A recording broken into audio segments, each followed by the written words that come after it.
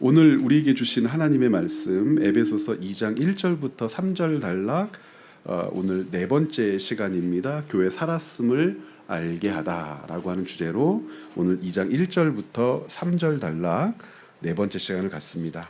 다 같이 2장 1절부터 3절 한 목소리로 읽도록 하겠습니다. 그는 허물과 죄로 죽었던 너희를 살리셨도다. 그때의 너희는 그 가운데서 행하여 이 세상 풍조를 따르고 공중의 권세 잡은 자를 따랐으니 곧 지금 불순종의 아들들 가운데서 역사하는 영이라. 전에는 우리도 다 그 가운데에서 우리 육체의 욕심을 따라 지내며 육체의 마음에 원하는 것을 하여 다른 이들과 같이 본질상 진노의 자녀이었더니. 에베소서 2장 1절부터 3절, 이 교회를 가르치고 교회가 무엇인지를 알아가는 과정에서 우리가 맞닥뜨린 주제는 생명과 죽음이라고 하는 주제였습니다. 성경이 가르치는 죽음에 대한 정의가 우리가 알고 있는 죽음에 대한 정의와 달랐고, 성경에서 말하는 생명에 대한 정의가 우리가 알고 있는 생명에 대한 정의와 달랐습니다. 사람이 생명이 있다라고 여겨졌을 때는 무엇과 연결지어서 생명을 논할 수 있었냐면 인간을 창조하신 목적에 따라 살았는가, 즉 인간의 존재 의미가 상실되지 않은 상태를 성경은 생명이 있는 상태라고 했고, 인간의 존재 의미가 잊혀졌을 때, 인간이 그 존재 의미를 차버렸을 때, 버렸을 때, 외면했을 때 성경은 그것을 가르쳐서 죽은 상태라고 가르쳤던 것, 우리는 지난 시간까지 이 부분들을 성경을 통해서 확인해 갔습니다. 그러면 다시 한번 생각을, 지난 시간을 되짚어서 생각해 보시죠. 인간의 존재 의미와 목적이라고 하는 것을 창세기 1장 23절 이하에 있는 말씀들을 통해서 우리가 확인했었죠. 특별히 26절과 27절 인간을 창조하신 이유들을 하나님께서 이렇게 설명하셨습니다. 뭐라고 말씀하셨어요? 생육하고 번성하여 땅에 충만하라, 땅을 정복하라, 모든 생명을 다스리라. 26절과 27절을 이렇게 요약해 놨지만 이것을 의미론적으로 설명하고 이해하고자 우리가 애썼습니다. 하나님께서는 왜 인간에게 이와 같은 명령을 내리셨을까? 이 상태를 가르쳐서 인간을 창조하신 목적이라고도 불렀고, 인간 편에서는 이 상태를 바라보면서 자신이 존재해야 될 이유와 의미를 발견한다고 했습니다.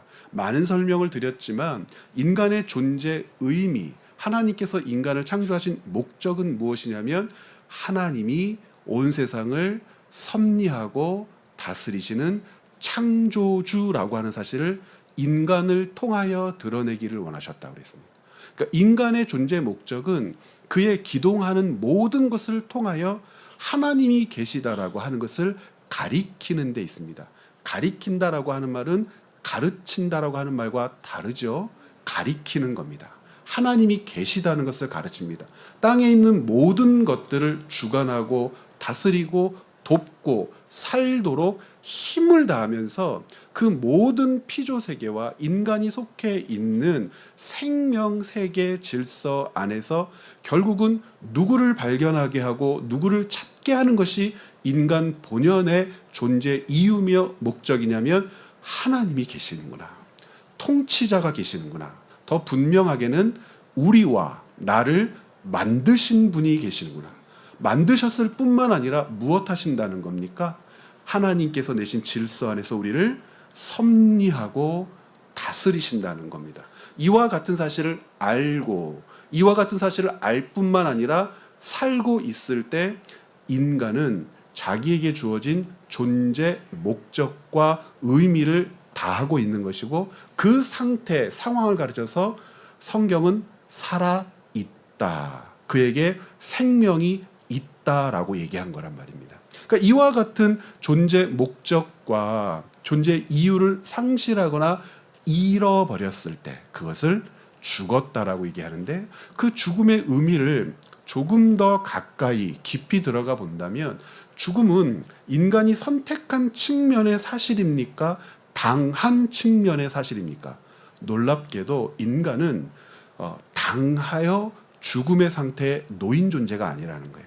그러니까 어느 날 가다가 몽둥이를 두드려 맞아서 상처를 입고 생명을 잃었다거나 어떤 질병이 엄습해서 그것을 쫓아내지 못하고 극복할 수 없는 연약함 때문에 생명을 잃었다거나, 즉 수동적인 입장에서 죽음의 상태에 머물게 된 것이 아니라 죽음의 상태는 놀랍게도 인간의 능동적인 선택의 결과였다는 겁니다. 능동적인 선택의 결과였다는 것은 무엇이냐면 판단했다는 거예요.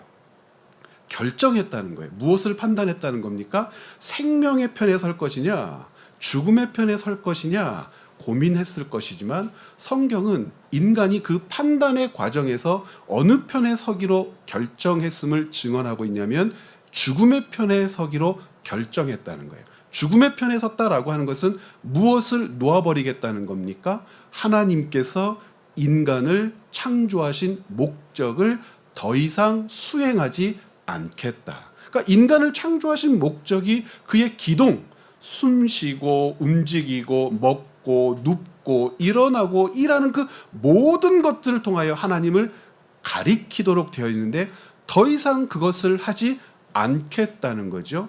하나님처럼 되고 하나님과 같이 되고 하나님이 사람들에게 혹은 피조물에게 역임받으시는 것과 같은 존재가 되기 위하여 인간은 놀랍게도 생명을 버리고 죽음을 선택하더라는 거예요.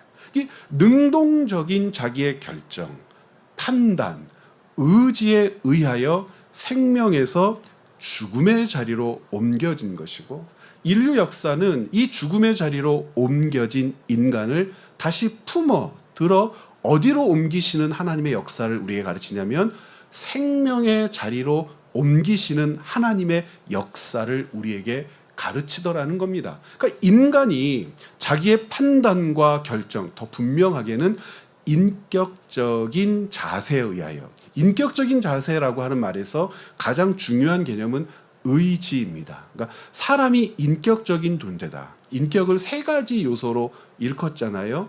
지식과 감정과 의지가 있다고 그래요. 그러니까 인격적이다라고 하는 이 말 자체는 이 세 가지 요소 중에 그 어떤 것 하나도 무시하거나 어떤 것 하나도 불식되어서는 안 되죠.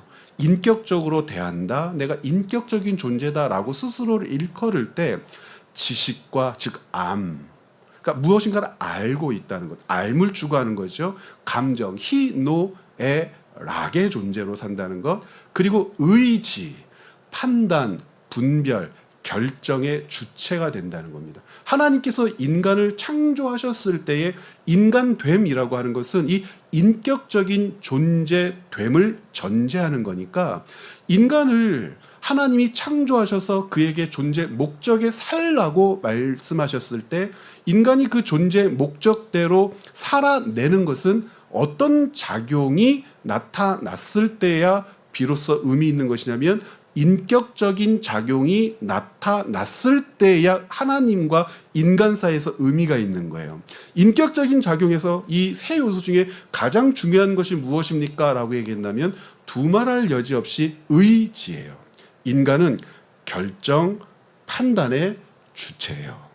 무엇인가를 결정할 때 주체가 됩니다. 무엇을 분별할 때 고민의 주체이기도 하고요. 판단할 때, 결정할 때, 무엇인가를 분리할 때, 어떻게 할까를 고민할 때 하나님께 기도하면서 나아가지만 우리가 살아가는 인격의 측면에서 하나님은 많은 부분 우리를 기다리시되 가르치시고 설득하시고 안내하시고 인도하시지만 그 안내와 인도의 자리까지 나아가는 판단의 주체는 누구죠? 인간입니다. 인간이에요. 하나님이 어느 날 갑자기 꼬꾸라뜨리셔서 묶으셔서 모든 이성과 인격을 마비시키셔서 하나님에게로 이끌어가는 그런 일은 어떻게 이야기해야 될까요? 보편적이지 않아요. 그런 일들이 있을 수는 있어요. 그런 일들 가운데에 하나님의 은혜를 논할 수도 있지만 구원을 이루어 가시는 방식, 하나님과 교제하고 소통하는 방식의 보편적인 방식은 아니에요. 우리가 판단의 주체, 결정의 주체가 되어서 무엇인가를 선택했을 때에 무엇인가를 선택했다라고 하는 것 자체는 인간이 하나님께서 인간을 창조하신 목적대로, 그러니까 하나님께서 우리를 존재하게 하신 의미대로 살고 있다라고 하는 분명한 방향성을 보여주시는 거기 때문에 하나님은 우리의 존재 의미의 인식만으로도 기뻐하시고 즐거워하실 수밖에 없겠죠. 자, 그렇게 해서 인간은 생명이 아닌 죽음의 자리로 옮겨졌단 말입니다. 이 역전의 현상을 골로새서 1장 13절에서는 우리에게 이렇게 설명을 하는데 여기 강의 안에는 없어요. 한번 성경이 있다면 찾아보셔도 괜찮고요. 제가 한번 읽어드릴게요. 골로새서 1장 13절 그가 우리를 흑암의 권세에서 건져내사 그의 사랑의 아들의 나라로 옮기셨으니, 골로새서가 진술하는 구원에 대한 정의입니다. 어떻게 하셨다고 되어 있어요? 흑암의 권세에서 건져내사. 지금까지 설명대로 한다면 죽음의 상태에서 어디로 옮기신 겁니까? 생명의 상태로 옮기셨는데, 이것을 골로새서 바울은 골로새서 교회에 뭐라고 얘기하냐면 흑암의 권세에서 건져내사 그의 사랑의 아들의 나라로 옮기셨다라고 이야기하고 있단 말입니다. 자, 그래서 그 존재 목적을 상실한 인간은 죽었고, 그 죽은 인간이 이 땅 가운데에서 어떻게 존재하고 있을까? 살았다라고 하는 표현 자체가 어울리지 않지요. 죽었으니까. 그러니까 죽었음에도 불구하고 존재하잖아요. 그렇죠? 죽었는데 우리는 존재해요. 그러니까 어떤 존재, 어떤 상태로 존재하고 있는가? 그것이 오늘 바울이 이야기한 2절의 상태입니다.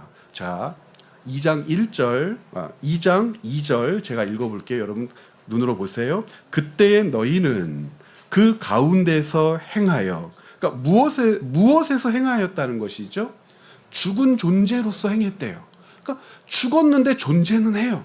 그럼 죽었는데 존재하는 그 사람에게서 나타나는 일, 그가 바라보며 쫓고 있는 것, 생명이 아니라 죽음을 선택했는데 생명이 아니라 죽음을 선택한 인간에게 나타난 현상들, 인간이 생명이 아니라 죽음을 선택하면서 갔던 이유들, 자, 뭐라고 얘기합니까? 이 세상 풍조를 따르고 공중의 권세 잡은 자를 따랐으니 곧 지금 불순종의 아들들 가운데 역사하는 영이라. 전에는 우리도 그 가운데에서 우리 육체의 욕심을 따라 지내며 육체와 마음에 원하는 것을 하여 다른 이들과 같이 본질상 진노의 자녀로 살았다. 이 상태는 지금 살아있는 것이 아니라 죽은 것을 이야기하고 죽은 상태로 존재하는 인간에게 나타나는 현상들을 이야기하는데, 첫 번째, 그는 이 세상 풍조를 따라 살았다. 무엇을 또 따랐어요? 공중의 권세 잡은 자를 따랐다. 공중의 권세 잡은 자를 따랐다라고 하는 말과 죽었다라고 하는 말을 연결 지을 수 있는 이유가 이제 밝혀지죠. 3페이지로 이제 오늘 넘어가서요. 오늘 이제 그래서 지난주에 이어서 공중의 권세를 잡은 자를 쫓아 살았다는 것이 도대체 무슨 의미인가? 생명을 잃고 죽은 존재가 이 땅 가운데에서 존재하는데 그의 모습은 공중의 권세 잡은 자를 쫓아 산 것이다. 여러분, 가치라고 하는 말이 있죠.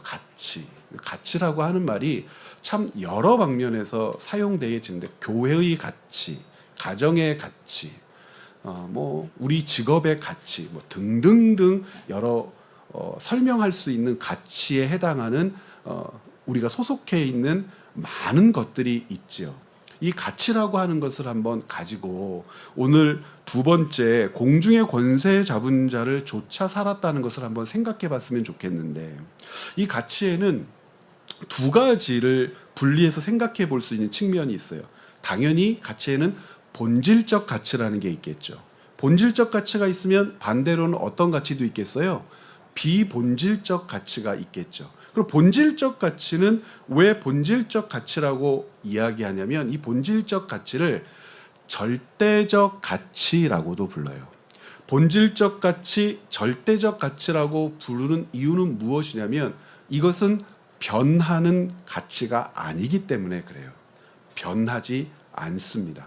변하지 않는다는 말에서 여러분들이 생각해 볼 수 있는 것, 무엇을 생각해 볼 수 있냐면 하나님의 속성이라고 하는 것을 생각해 볼 수 있어요.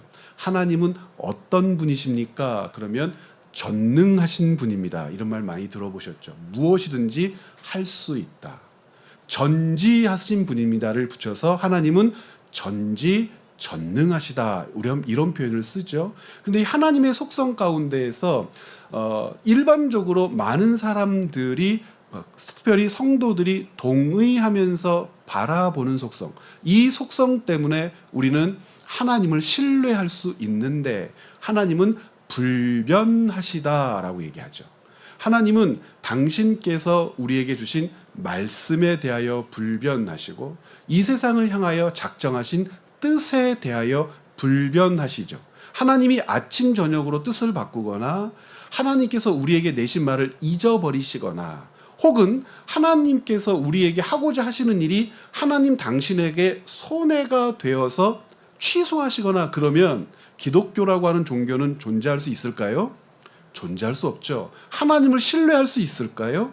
신뢰할 수 없죠. 하나님을 신뢰합니다라고 하는 말이 고백될 때 연결되어지는 하나님의 본성은, 하나님의 속성은 불변하십니다. 그러면 조금 전에 가치라고 하는 것을 얘기했고 본질적 가치라고 하는 것을 얘기했는데, 이 본질적 가치, 절대적 가치라고 하는 것은 누구로부터 나와 우리에게 비춰진 가치냐면 하나님께로부터 나와 우리를 비추고 있는 가치예요.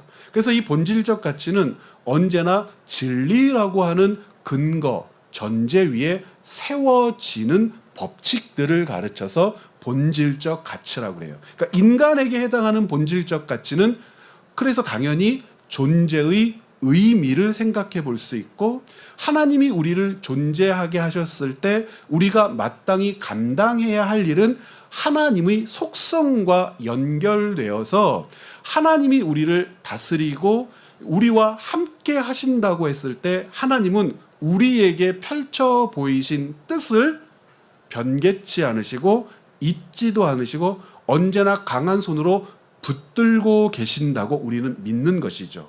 그래서 우리 인간이라고 하는 존재의 가치를 이야기하고 논할 때는 하나님의 변함없는 사랑, 변함없는 은혜, 변함없는 뜻을 바라보고 있을 때 우리가 가치 있는 존재가 되는 것이고, 하나님의 그와 같은 속성을 드러내도록 우리를 창조하셨기 때문에 우리의 가치를 좇아 우리의 가치를 다하는 인생이라고 하는 것은 결국 하나님의 은혜 안에 머물며 하나님이 우리에게 가지고 계신 그 뜻을 찾아가면 갈수록 하나님께서 우리를 위하여 하신 일을 더 분명하게 알 수 있을 뿐만 아니라 하나님 가까이 더 나아가는 영광스러움을 누릴 수 있는 것이 사실이겠죠.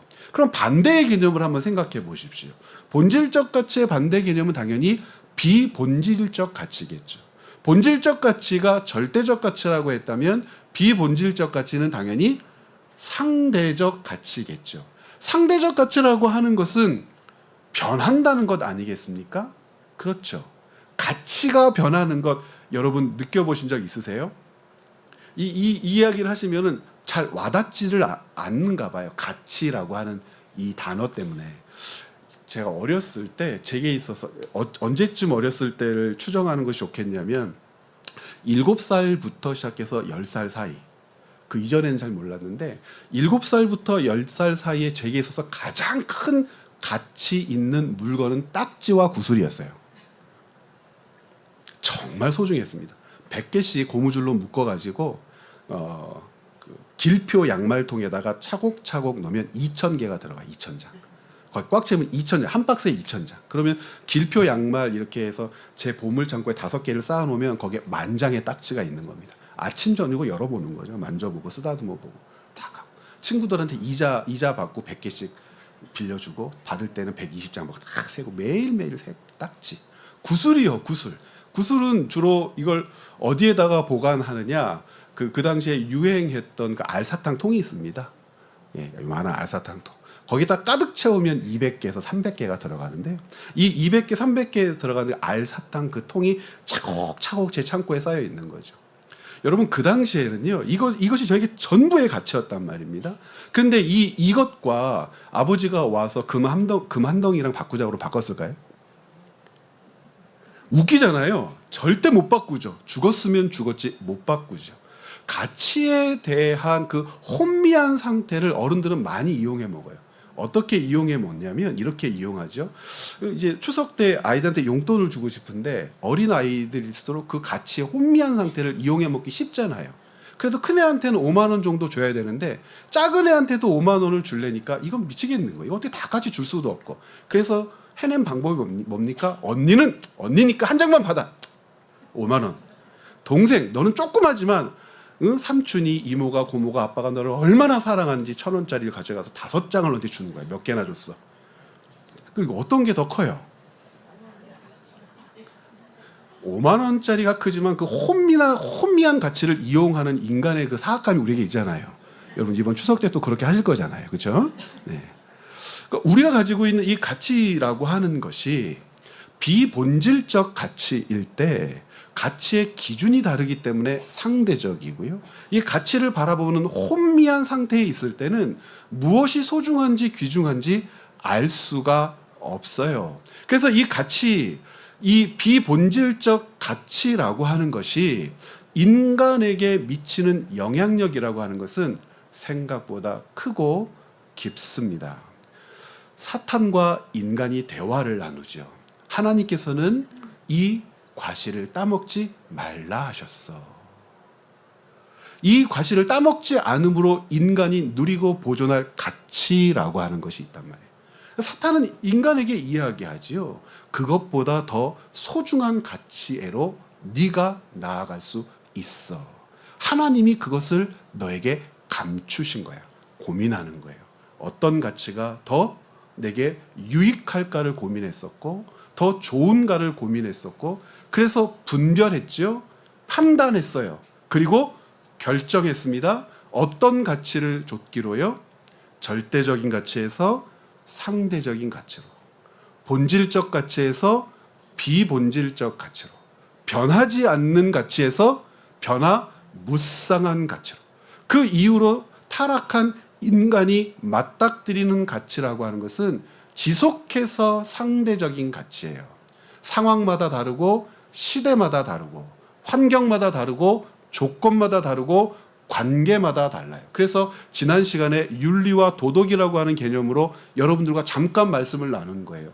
윤리와 도덕이라고 하는 이 명사는 절대적일 것 같고 진리일 것 같고 변하지 않을 것 같지만 이 윤리와 도덕이라고 하는 이 상황, 명제도 시대마다 다르고 환경마다 다르고 처한 상황마다 다르고 사람마다 다르다고 했어요. 그럼에도 불구하고 인간은 무엇을 상실한 상태냐면 분별의 기준을 상실한 상태, 죽었단 말이에요. 생명이 떠나갔단 말이에요. 본질적인 하나님께로부터 끊어졌단 말이에요. 진리이신 하나님께서 주신 기준을 외면하면서 살고 있단 말이에요. 생명에서 죽음에 놓인 상태란 말이에요. 마치 제가 7살부터 10살 사이에 딱지 2,000장이 있으면 온 세상을 가졌다고 착각하면서도 그것을 절대적 가치라고 여기고 있는 것처럼 많은 사람들은 시대마다 환경마다 주어진 조건과 상황과 관계마다 이따위 것을 진리인 양 추구하면서 산단 말입니다. 그래서 죄가 가지고 있는 이 놀라운 힘이라고 하는 것은 무엇이냐면 이 모든 상황들을 바울은 공중의 권세를 잡은 자를 쫓으며 산다라고 얘기해요. 공중의 권세를 잡은 자는 우리에게 어떤 유혹으로 우리를 끌어내었냐면 절대적인 가치, 본질적 가치, 진리이신 하나님께 묶여 있는 우리로 하여금 상대적인 것, 비본질적인 것, 변화하는 것, 더 정확하게는 가치 없는 것을 가치 있는 것인 양 착각하며 오해하며 붙들며 살게 했더라는 겁니다. 그래서 골로새서 1장 13절에서 구원을 그렇게 얘기했다면 골로새서의 3장에서는 이런 이야기를 합니다. 뭐라고 얘기하냐면 3장 5절 말씀 같은데요. 여러분 한번 찾아보시겠습니까? 3장 5절. 그러므로 땅에 있는 지체를 죽이라. 곧 음란과 부정과 사욕과 악한 정욕과 탐심이니 탐심은 곧 우상 숭배니라. 여러분, 탐심, 탐욕, 선악과를 따먹었을 때 인간으로 하여금 괜찮다고 했던 것들이죠. 탐심과 탐욕의 특징이 뭡니까? 탐심과 탐욕이라고 하는 것이 가지고 있는 가장 보편적인 특징은 자기 중심성의 오류에 인간을 빠뜨리는 거예요. 그러니까 자기 중심성의 오류라고 하는 것을 여러 차례 설명했던 것으로 제가 기억을 하고 있는데 사람은요, 사물을 판단하는 기준, 분별의 기준, 그리고 가치를 부여하는 모든 기준의 중심에 누가 있어요? 사람이 있습니다. 이것이 타락한 인간의 본질적 특징이죠. 100사람이 좋다고 해도 내가 싫으면 죽어도 싫은 것이죠. 전쟁은 그렇게 해서도 일어나지 않습니까? 많은 사람에게 해가 되고 피해가 되고 그렇게 하면 안 된다고 아무리 많은 사람들이 말리고 그렇게 살면 안 된다고 요구해도 큰 힘과 권세를 잡은 자가 싫다고 하면 막을 수가 없어요. 그리고 그것을 옳다고 얘기하고 괜찮다고 얘기해도 그것을 뒤집을 수가 없어요. 이러한 상태들을 가르쳐서 자기 중심성의 오류라고 얘기하는데 자기 중심성의 오류에 빠진 인간에게 있어서 가치라고 하는 것은 언제나 자기 중심 안에서 판단되는 좋은 것이기 때문에 자기에게 좋은 것, 자기에게 유익한 것, 그것을 기준으로 근거로 상대방을 판단하고 상대방의 소유를 판단하고 상대방이 놓여있는 환경을 판단한단 말이에요. 사람이 가지고 있는 우리나라 사람이 가지고 있는 참 못된 속담 중에 하나, 어떤 것이 있습니까? 부러진 팔보다도, 다른 사람의 부러진 팔보다도 내 손톱 밑에 가시가 더 아픈 법이야 그러죠. 이것을 당연하다고 받아들인 이유가 뭐예요? 사실이니까 그렇습니까? 사실이 아니잖아요. 상대방의 부러진 팔이 더 아프죠. 더 상황이 심각하죠. 그리고 더 빨리 낫기를 바라야 되고 살펴줘야죠. 그런데 정당성을 부여해요. 내 손톱의 가시가 더 아프다는 정당성. 그런데 그것을 괜찮다고 한단 말입니다. 이것이 공중권세 잡은 자를 쫓아 사는 매력이라고 할까요? 욕심내도 괜찮은 거예요. 우리가 현재 사회를 90년대 이후로 분류할 때 신자유주의라고 하는 이름을 붙이거든요. 신자유주의라고 하는 이 이름은 무한 경쟁을 정당화하는 사회로 세상의 풍조가 바뀌었다는 겁니다. 90년대 이후로 우리나라나 세계나 유행했던 게 혹시 뭔지 아세요? 자기 개발의 열풍이 불기 시작했어요. 자기 개발의 열풍. 자기를 개발하는 일들에 참 최선을 다하죠. 유명한 강사들이 텔레비전에 나와서 강의하기도 하고 자기 개발서라고 하는 것이 100만 권, 200만 권씩 팔려 있습니다. 어떻게 하면 부자가 될 거냐, 어떻게 하면 인정받을 사람이 될 거냐, 나름대로 노하우들을 설명하고 가르치는데 엄청난 열풍이 불어서 이름만 대면 알만한 참 많은 강사들이 많은 사람들의 귀와 마음을 뒤흔들어 놓았습니다. 왜 자기계발서가 유행하고 그러한 강사들에게 마음을 빼앗겼을까요? 불안하기 때문에 그렇습니다. 욕심 때문에 그렇습니다. 그 자리에 오를 수만 있다면, 그 자리에 오를 수 있다는데 아침형 인간 까짓거 한번 대보는 거야. 까짓거 몸무게를 어느 정도 순의 수준에서 유지해 보는 거야. 하루에 영어 단어 100개씩 외워보는 거야. 문장으로 활용하면서 까짓거 한번 해보는 거야. 그렇게 되던가요? 지금도 자기계발서 읽고 행복해 하시는 분들 있죠? 왜 행복한 줄 아세요? 그 책을 읽는 순간, 그 강의를 듣는 순간 내가 그렇게 될 수 있다는 착각에 빠지기 때문에 그렇습니다. 그래서 인간은 누구나 억만장자가 될 필요 없거든요. 누구나 연봉 몇 억 이상의 수준에서 살 필요 없거든요. 누구나 사람들이 알아보는 어떤 자리에 있을 필요 없거든요. 그런데 그렇게 살아야 한다고 세상 풍조가 바뀌었어요. 신자유주의라고 해요. 경쟁을 정당화하고 경쟁에서 도태되는 사람을 돌이켜보지 않아도, 돕지 않아도 괜찮다고 여기는 세상으로 세상 풍조가 바뀌었단 말이에요. 신자유주의만 그렇습니까? 이전은 어떻습니까? 그 이전은 어떻습니까? 세상이 갈수록 각박하던가요? 우리가 사는 모든 세상은 늘 각박했을까요? 우리가 사는 모든 세상은 늘 각박했어요.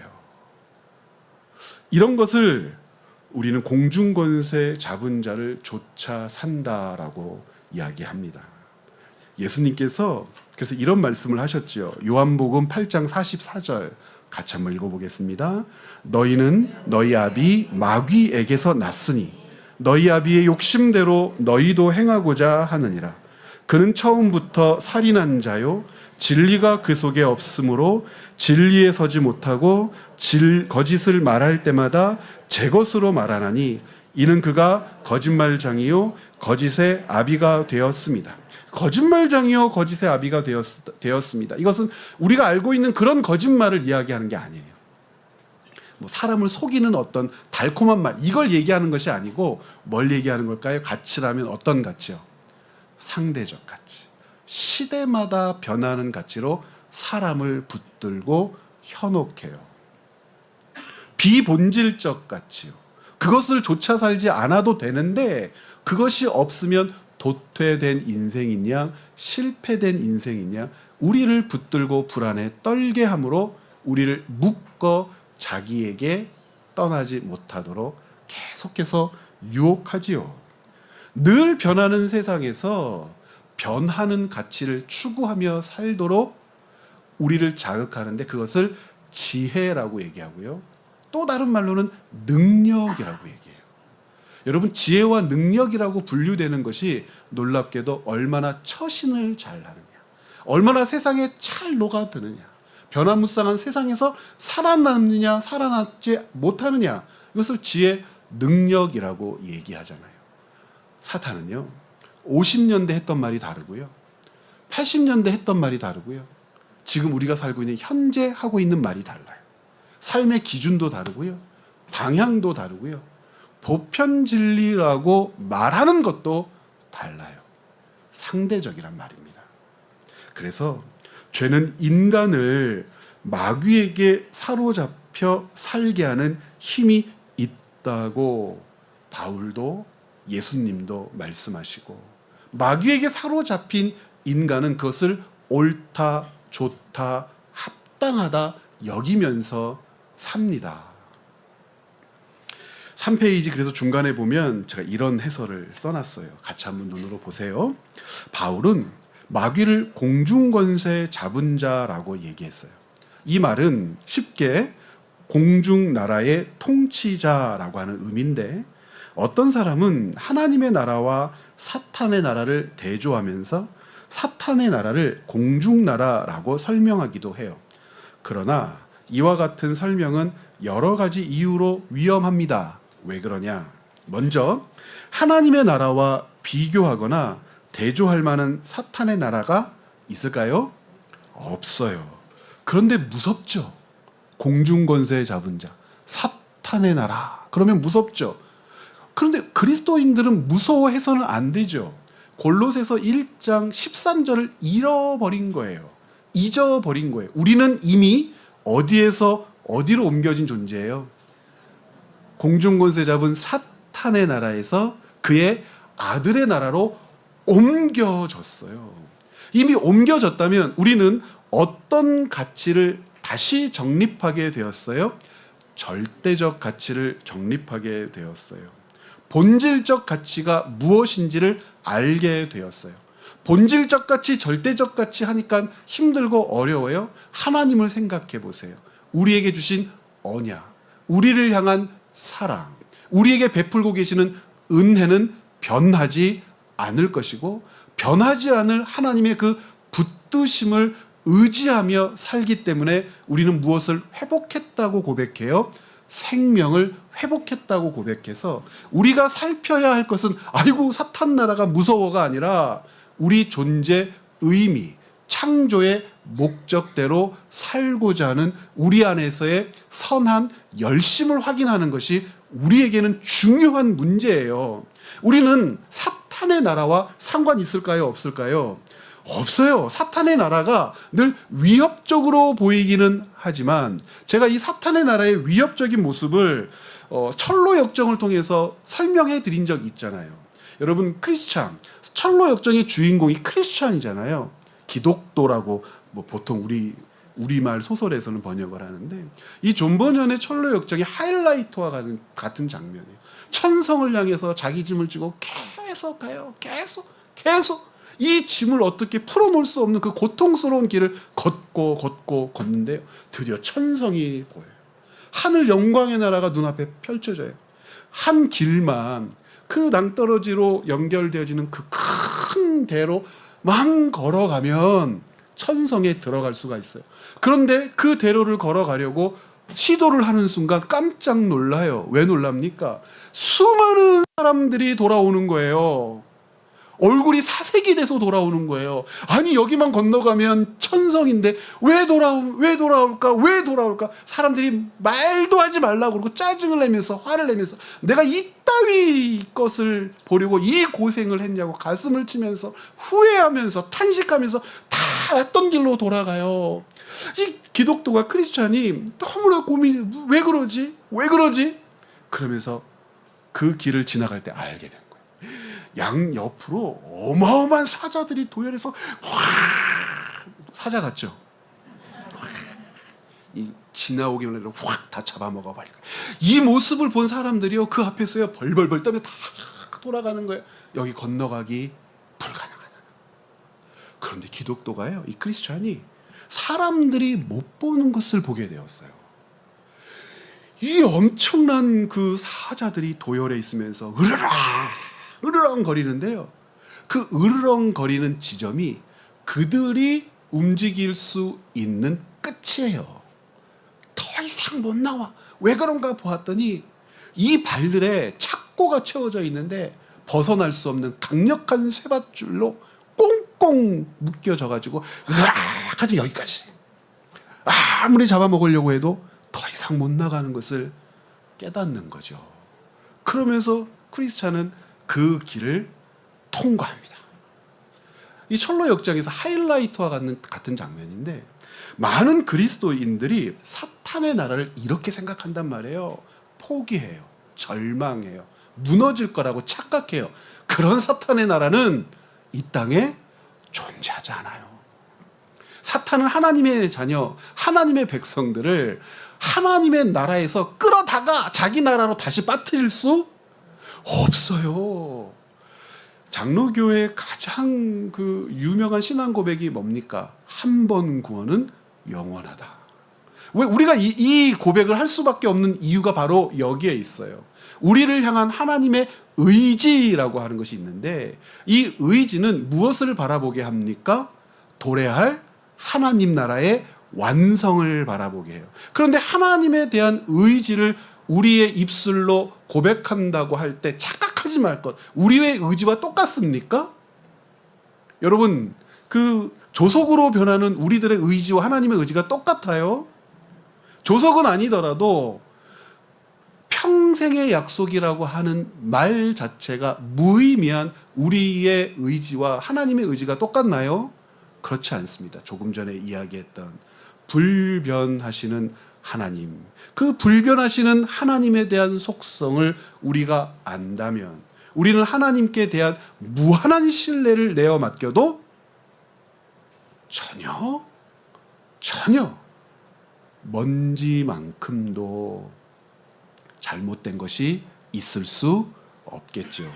그래서 하나님의 나라와 비교하거나 대조할 만한 사탄의 나라는 없다. 사탄 마귀가 제 아무리 날고 긴다 한들 어찌 하나님의 통치와 섭리에 맞설 자기 나라를 건설할 수 있겠어요. 그러함에도 공중나라, 사탄의 나라를 이야기하는 것은 하나님의 통치를 거절한 세상 사람에 대한 사탄의 지배권이 실제하기 때문이라는 거예요. 여기에서 탄식하게 되죠. 바울은 우리도 전에는 이라고 하는 표현으로 이 나라에 속했었다고 얘기해요. 그러나 지금은 이 나라에 속하지 않은 하나님 나라의 새 백성이라고 얘기해요. 그런데 이 하나님 나라의 새 백성이 무엇을 그리워하더라? 옛 나라, 사탄의 나라, 공중권세 잡은 나라를 그리워하며 계속해서 탐욕에 자기의 삶을 내어놓기도 하고 자기의 욕심을 채우기 위하여 사람들을 판단하고 하나님께서 내신 질서를 스스로 거절하려고 하는 어리석은 사람들이 가끔 보이더라. 여기에서 우리가 해결할 수 없는 숙제가 발생하는 거죠. 그런 사람들은 구원받았을까? 여기에서 나오는 질문들이에요. 두 파로 갈라지죠. 그런 사람들은 처음부터 구원받지 않았고 처음부터 옮겨진 게 아니야. 아니, 구원받았는데 인간이 가지고 있는 이 연약함이라고 하는 것이 완전함으로 하나님 나라 영광에 이르지 못했기 때문에 그 전까지는 끊임없이 고민하고 회개하고 다져가며 주님께서 원하시는 자리까지 성장해 가는 거야. 전자 같으세요? 후자 같으세요? 대답하지 않으셔도 됩니다. 혹시 우리 목사님 그 교리반 할 때 가르쳐 주실지도 모르겠습니다. 우리의 고민은 이런 고민이죠. 그래서 즉 이제 오늘 가장 중요한 단락과도 같은데, 즉 사탄의 나라가 하나님의 나라처럼 대등하게 있는 것이 아니라 하나님을 배반한 사람이 사탄의 권세를 좇고 있기에 유한하고 한시적인 세상에 사탄과 그를 쫓는 무리를 가리켜 사탄의 나라, 공중의 나라라고 표현하는 것이죠. 그러므로 공중의 권세를 잡은 자는 하나님을 떠난 세상의 통치자와 권세자, 인간에 대한 지배권을 갖고 있는 사탄, 마귀를 가리키는 것이고, 생명으로 옮겨져 있지 않는 자, 첫 번째 세상 풍조를 따라 살아간다. 두 번째 공중 권세 잡은 자를 쫓아 살아간다. 이 특징들이 죽음에서 생명으로 옮겨지지 않은 구원받지 못한 자들에게서 발견되는 특징이라고 얘기하는 겁니다. 세 번째, 아직 옮겨지지 않은 자, 죽음 가운데 놓여 있는 자에게서 발견되는 세 번째, 육체의 욕심을 따라 산다라고 얘기해요. 바울이 이야기하는 것입니다. 첫 번째가 무엇이었죠? 세상 풍조를 쫓아 살고요. 두 번째는 누구의 지배 아래 살아요? 공중 권세 잡은 자의 지배 아래 살아요. 세 번째는요, 육체의 욕심을 따라 삽니다.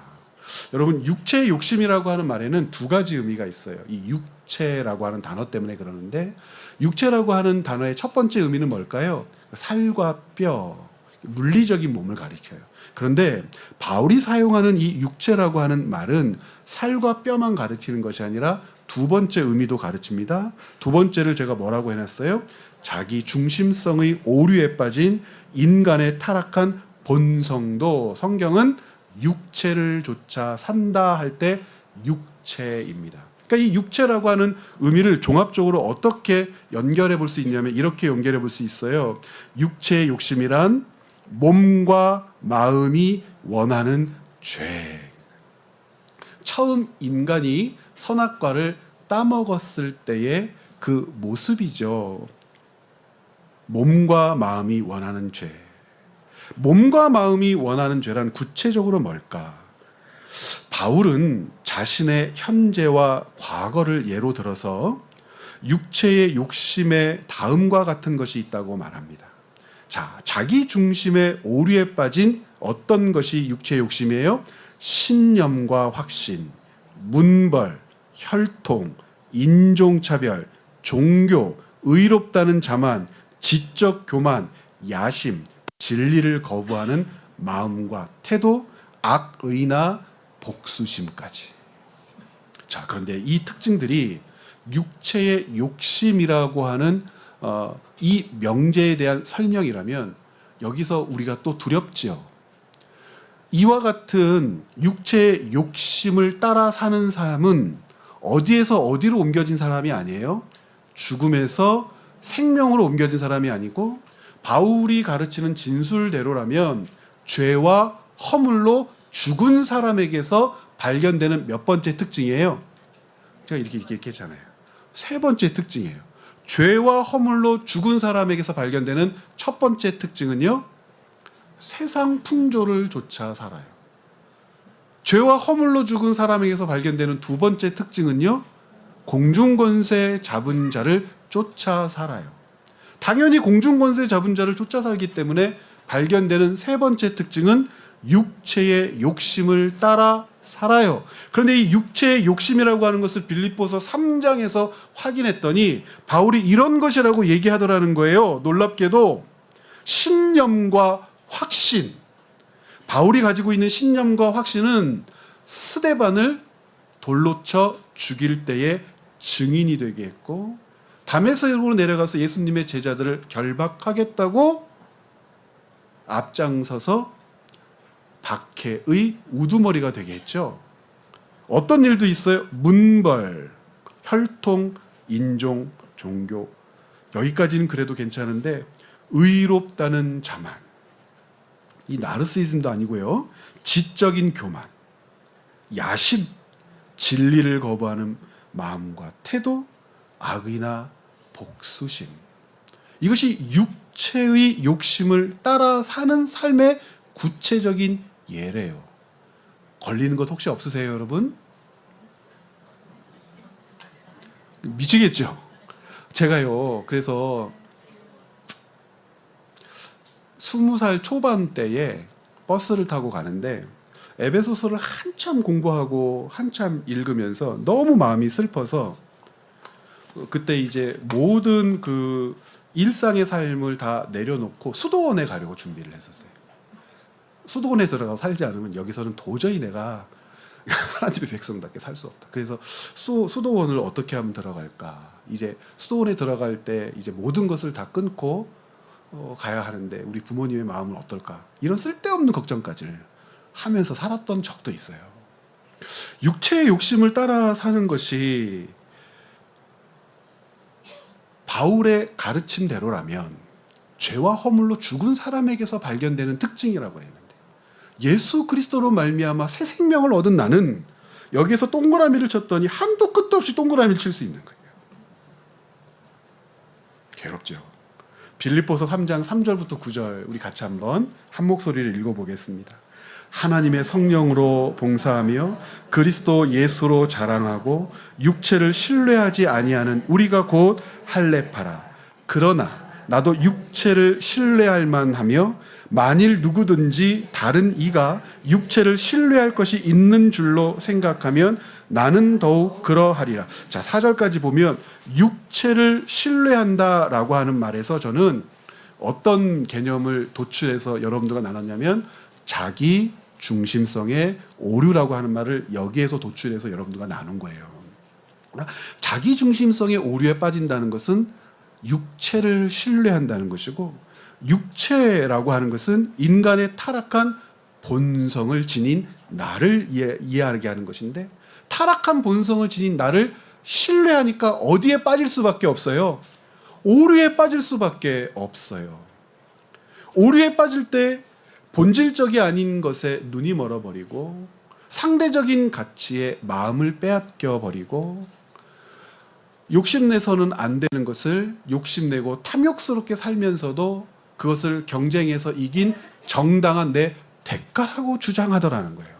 자기 중심성의 오류에 빠진 사람은 곧 자기를 신뢰하는 것이죠. 그래서 5절부터 보면 바울이 얘기해요. 바울 자신도 자기 중심성의 오류, 자기 자신을 신뢰할 수밖에 없는 외적인 환경, 내적인 환경을 가지고 있었노라고. 5절, 나는 8일 만에 할례를 받고 이스라엘 족속이요 베냐민 지파요 히브리인 중에 히브리인이요 율법으로는 바리새인이요 열심으로는 교회를 박해하고 율법의 의로는 흠이 없는 자라. 그러나 무엇이든지 내게 유익하던 것을 내가 그리스도를 위하여 다 해로 여길 뿐더러. 이 모든 것들은 본질적 가치입니까? 비본질적 가치입니까? 비본질적 가치. 상대적인 가치였습니까? 절대적인 가치였습니까? 상대적인 가치였어요. 변하지 않는 가치입니까? 변하는 가치입니까? 변하는 가치였어요. 그러면 버릴 수 있다는 거예요. 그리스도인이 가진 힘이 바로 여기에 있다는 거예요. 이런 모습이 나오는데 나도 구원받았을까가 아니라 몰랐을 때는 버리지 못하고 분별하지 못했을 때는 쥐고 있는데 이렇게 교회와 함께 하나님의 말씀에 우리의 삶이 노출되면 노출될수록 본질적인 것이라고 여겼던 것을 비본질이라고 얘기할 수 있고 절대적인 것이라고 여겼던 것을 상대적인 것이라고 이야기할 수 있어서 절대 놓을 수 없고 붙들고 있는 것을 바울처럼 우리도 어떻게 할 수 있어요? 놔버릴 수가 있어요. 이게 그리스도인이 갖는 위로이며 영광스러운 삶이라고 가르치는 겁니다. 뭐라고까지 얘기해요? 7절, 그러나 무엇이든지 내게 유익하던 것을 내가 그리스도를 위하여 다 해로 여길 뿐더러 또한 모든 것을 해로 여김은 내 주 그리스도 예수를 아는 지식이 가장 고상하기 때문이라. 내가 그를 위하여 모든 것을 잃어버리고 배설물로 여김은 그리스도를 얻고 그 안에서 발견되려 함이니 내가 가진 의는 율법에서 난 것이 아니요 오직 그리스도를 믿음으로 말미암은 것이니 곧 믿음으로 하나님께로부터 난 의라. 본질적인 가치, 절대적인 가치, 변하지 않는 하나님의 언약의 가치, 이것을 알게 되고 깨닫게 되면 붙들었던 것을 놓아버릴 수 있고 가던 길에서 돌이킬 수 있고 오르던 자리에서도 내려올 수 있는 것이 그리스도인의 삶이라고 이야기합니다. 이것이 성장이고 이것이 변화고 이것이 구원받은 사람에게 나타난 현상학적 진리입니다. 그래서 마지막 결론 부분 우리 한 목소리를 같이 한번 읽겠습니다. 육체의 욕심이란 자기 중심성의 오류에 빠져 사는 삶의 내용이기도 하다. 타락한 본성인 육체는 옳은 것을 분별할 능력이 없다. 우리는 흔히 육체의 욕심이란 말을 추하고 더러운 윤리적 범죄 행위만을 가리킨다고 생각하죠. 그러나 바울의 예에서도 확인했듯이 인간이 발휘하는 육체의 욕심은 인간의 전인격이 죄에 오염되었는지도 모른 채 하나님 앞에서 의로운 양 추한 머리를 쳐들게 하는 교만의 행태로 나타날 때가 많지요. 우리는 이와 같은 사실을 유념하면서 말씀으로 나를 살펴야겠죠. 여러분 에베소서나 빌립보서나 이제 본문이 해설이 되시죠? 네, 해석이 되셨으면 좋겠습니다. 다음 시간에는 3절에 있는 본질상 진노의 자녀라고 하는 것이 어떤 의미를 가지고 있는지 이 부분에 대해서 약 2주 정도 또 살펴볼 수 있는 시간을 갖도록 하겠습니다. 함께 기도하시겠습니다.